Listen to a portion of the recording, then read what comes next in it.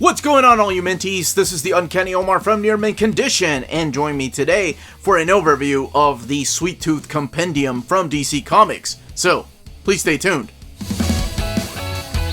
And welcome back, everybody. Before getting started, don't forget to hit that like button and subscribe if you haven't subscribed yet. We put out videos every day, sometimes 2, sometimes 3, depending on how crazy we get. So here it is, the Sweet Tooth Compendium by Jeff Lemire. Here is what the cover looks like with Gus on the cover. Here is the spine. And then the back of the book. And we're going to be doing a comparison to the deluxe editions here, just to show you the differences. One of the things you probably notice is this little logo here that says Netflix. A Netflix original series. It is not a sticker. It is actually part of the art. It's on the actual front cover. But this is a soft cover, as all compendiums are, unless they are limited edition or unless they're sold specifically somewhere. But yeah, as far as DC, as far as I'm aware, all their compendiums have been softcover editions. So we'll be talking about the build and the binding here in a little bit. So this has been previously released in trade paperback format as well as deluxe editions. And here it is compared to the size of the deluxe edition. The deluxe editions, of course, are as tall as Omnis, but this is what it looks like. So this is the size of a standard size trade paperback. Here it is compared to the size of the Batman, the Dark Knight Detective trade paperback, also published by DC. So as you can tell, they are the same height. Of course, Sweet Tooth being thicker because the book retails for $59.99. So let's talk a little bit about Sweet Tooth and then look at the binding and, of course, do a comparison to the art in the deluxe edition. So let's go ahead and get this opened. And Sweet Tooth Compendium. Everything written and drawn by Jeff Lemire for the most part, unless it's noted here. And here's your table of contents. So the book does have page numbers, for those wondering. And I know it's ridiculous to say when a book does or does not have page numbers, but I think most of us know by now how important sometimes they are, especially when the covers don't have a number on them, an issue number on them. And speaking of covers, all the covers are in here. I've heard people mention that, or ask me if the covers were intact in here, because they were worried it was going to be like the compendium of Spawn, where they left out the covers. But all the covers are here. There are no extras, and we'll look at the little bit of extras that they do have.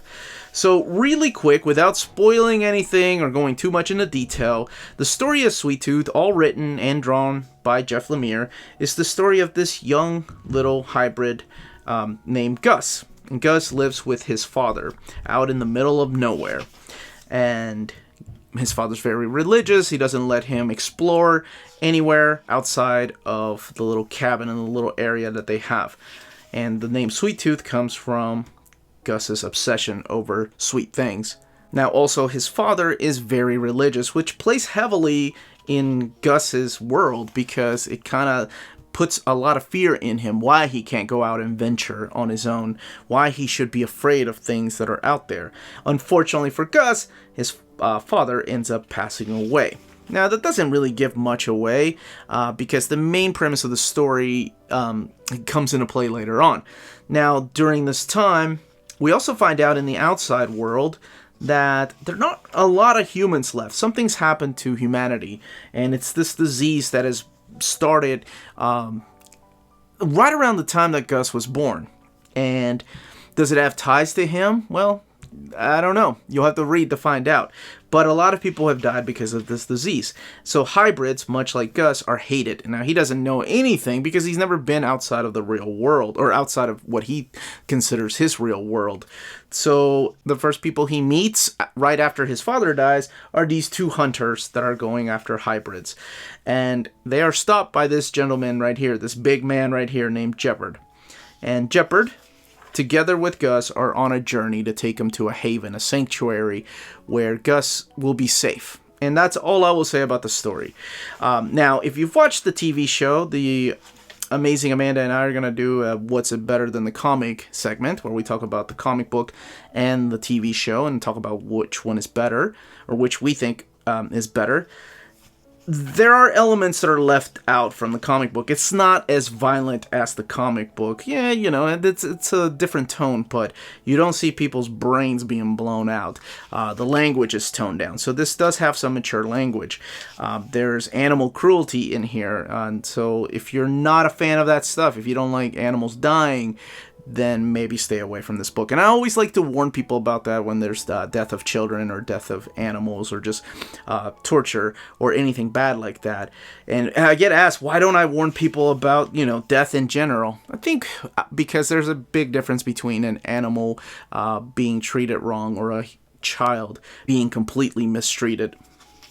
So this is what the artwork looks like. This is Jeff Lemire's artwork. He drew the entire thing, besides a couple of issues. And without spoiling anything, let's look a little further. Now, on their way to the sanctuary, to that safe haven, they do meet a lot of people and a lot of not nice people. But then some of them they do meet are kind of allies or become allies. And it's a wonderful adventure. Now, whether he's the only hybrid alive or not, you can find out for yourself. Now, what I am going to show you is a flashback that's done really cool because it's, I think the artwork here, for the most part, is provided by Matt Kent, who supplies the artwork, as well as Nate Powell for like a 3-issue story arc that focuses on the past. And that's not really giving anything away. As I mentioned, the book is $59.99.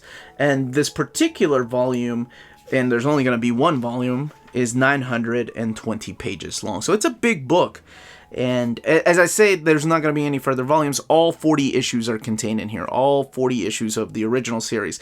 Now, the 8-page extra issue, or the extra 8 pages that were published, I think, back in 2015, are not contained in here, as well as the new series that just came out earlier this year, or late last year, early this year. Okay, just showcasing some more of the artwork, in case the artwork towards the beginning didn't sell you. This is what the artwork looks like throughout the entire book. And the only extras that the book has are 2 variant covers. I can't show the other one because it's a little bit of a spoiler, but I can definitely show this one by Timothy Truman. And then, of course, other Vertigo titles. Interesting that they're called Vertigo titles when the book here itself is a DC Black Label book. Now, in comparison to the original Sweet Tooth trade or deluxe editions, you know, size, of course, is a big difference because these books are, like I mentioned, as tall as Omnis, whereas this is trade paperback. The other big important thing is the paper stock that they use for both of these. Let me show you. On the deluxe editions, they use this flat matte paper. On the Compendium here, they use this thinner glossy paper. And honestly, the colors are more vibrant on this thinner glossy paper. They pop out a lot more than they do on this matte paper here. Of course, the deluxe edition being bigger artwork, but this is what the colors look like in comparison. And of course, the opposite page. And as you can probably tell from this particular example, the darker areas are a little more lighter in the Compendium than they are in the deluxe edition. And honestly, I don't know where I stand with that yet. I think I prefer the more vibrant colors here in the Compendium as opposed to the deluxe edition. However, I do like the dark tones in the deluxe edition. It gives it a creepier, eerier look to the story. It certainly adds to that creepy factor that Sweet Tooth gives us from time to time. Alright, let's talk about the binding though. So what we're looking at is glued binding, meaning there is no inner spine, there's no eye. All the pages are just glued into the spine here. Of course, the spine being a soft cover, and we'll talk about that. But here is what the artwork looks like. Now, you are going to get gutter loss. However, for a book like this, there's very little spread pages. There's only a couple stories here that have pages much like this, that you'll be looking at them like that. Most of the time, you'll be looking at either a splash page or just panel-to-panel artwork, like so. So that's the good news about the book. It does lay over pretty good. I was rereading some of this because I had just watched the TV show, and I was really trying to ask myself, which one did I enjoy more? So I had to go back and revisit this. And honestly, started laying over pretty well. Of course, when you get to the beginning, it's tries to shut on you, but after a few more read-throughs, you'll be fine. And I'll do the same in the back, and of course I can't show any in the back because I don't want to spoil this for anybody. The one concern I've always had, but it doesn't seem to be the case anymore, is when you're dealing with a soft cover like this, the more you read it, let me make sure I flipped through a non-spoilery page. So we're over half of the book. The more you read it, the more you lay it down, the more it's going to crease right here. Now, in the old days, the compendiums by Top Cow, they would actually start to crease. And this happens with really thick manga, like the Dark Horse Omnibus editions, which are just softcover, smaller tankobons. But eventually you would get a crease on your book, and I'm big OCD about that. You know, I don't mind for the most part, the shape of the book, but the spine has to, to me at least, has to be in good shape, because that's what I'm looking at most of the time. However, with this and the Spawn Compendium, I've not seen that. No matter how often I've read them or flipped through them or just given them the proper test, of taking the book and just folding it down like that for a little bit. Now, I would never recommend you doing that on purpose. I'm just doing it for the sake of the video to see if a crease would show up or if the book would start to fold. Like sometimes the cover would fold up because it's a soft cover and not a hard cover when a book gets to be a certain size. When it gets to be this thick, and you all know I love them thick, but sometimes when it comes to soft covers, it's not the best case. But honestly, it seems to be okay.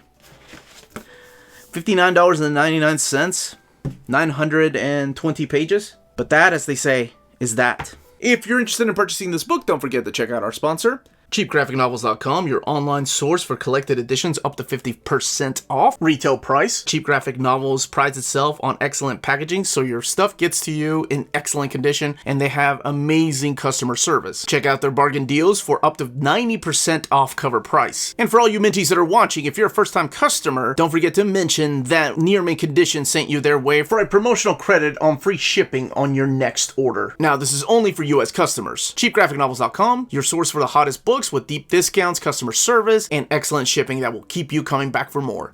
And that was the content, the page count, and the build of this compendium, and of course the comparison to the deluxe edition format. In the comments below, let me know if you have any questions, if you've read this before, if this is your first time reading it because you saw the Netflix series and you're wondering about this wonderful series. I would love to know all those comments down below, and again, if you have any questions, leave those down below. We are also on Spreadshop and on Patreon, amazing ways to support the channel if you can do so. More importantly, please everybody stay healthy, stay safe, and much love.